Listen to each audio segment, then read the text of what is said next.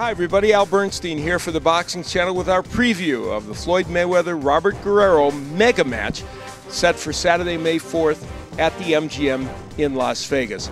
Floyd Mayweather returns to the ring almost exactly a year to the day after he beat Miguel Cotto in his last fight.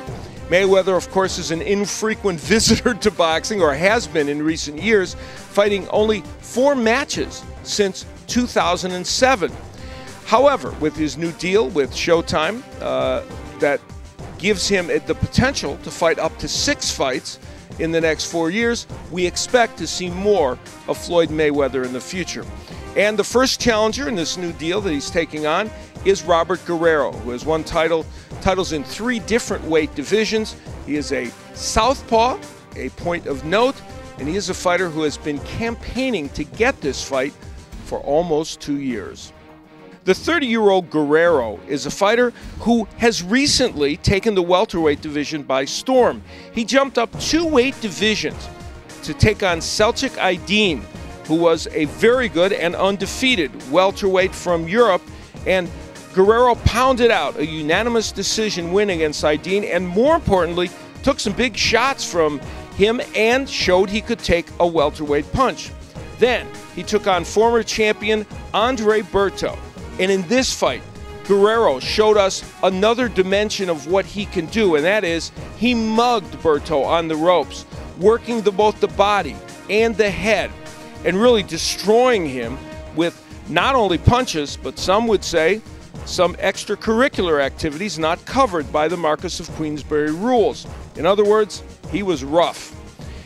He won this fight by unanimous decision, and in the process also knocked Berto down twice in the fight. For Floyd Money Mayweather at age 36, the question is, can he come back and be effective after another long layoff? Now, he's done it every other time in his career, but clearly at 36, that question has to be asked. He is certainly still the best pound-for-pound fighter in the world today, and all would agree, the pound-for-pound champion when it comes to pay-per-view buys. This fight is expected to be watched by almost 1.5 million homes. But that's all outside the ring. What will happen inside the ring? Let's take a look at the keys to victory. For Robert Guerrero, his first key to victory is to push Mayweather to the ropes, where he can mug him, as he did Andre Berto. But once there, he can't get too close so that he smothers his punches, as Oscar De La Hoya did, and others have as well, when they faced Mayweather. And it's important that, unlike Victor Ortiz, that he used the advantage of being a left-hander when he puts Mayweather on the ropes. If you're a lefty and you get Mayweather on the ropes, you can do what right-handers can't. Against right-handers, Mayweather uses that shoulder roll to prevent them from throwing the right hand. And even the left hook is hard for a righty to deliver in that posture.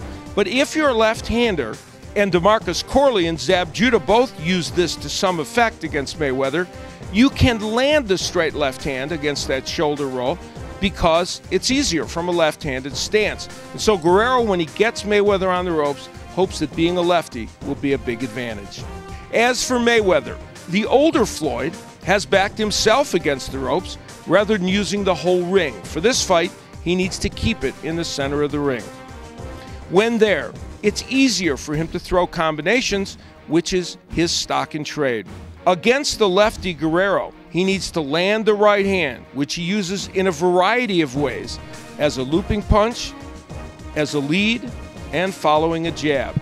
So the world will be watching, as they always do when Floyd Mayweather fights, and they've been watching a little more carefully than Robert Guerrero is used to. And already there has been the kind of scrutiny of Guerrero that could cause issues for him in terms of his concentration for this fight. There was the incident in New York where he was arrested because he had a firearm that he was taking onto an airplane, a firearm that he had a license for in the state of California, but not in New York. Now, will that hanging over his head with a court date coming after the Mayweather fight, will that be a distraction for him? Clearly, Robert Guerrero is a strong-minded young man. We know his story of staying by his wife's side as she battled cancer, taking a year off from the sport of boxing to do so. So he's a young man who has tremendous resolve when he needs it. But will he be able to take that resolve into the ring against Floyd Mayweather and stand up to the bright lights? For Mayweather, big fights are just another day at the office.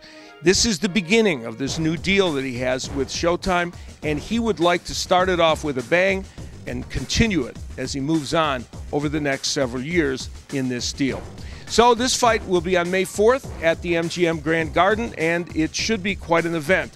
We will have full coverage all through the week here on the Boxing Channel and full post-fight coverage as well. I'll be happy to be at ringside calling the match on Showtime pay-per-view, and it will be another historic night in boxing involving Floyd Mayweather.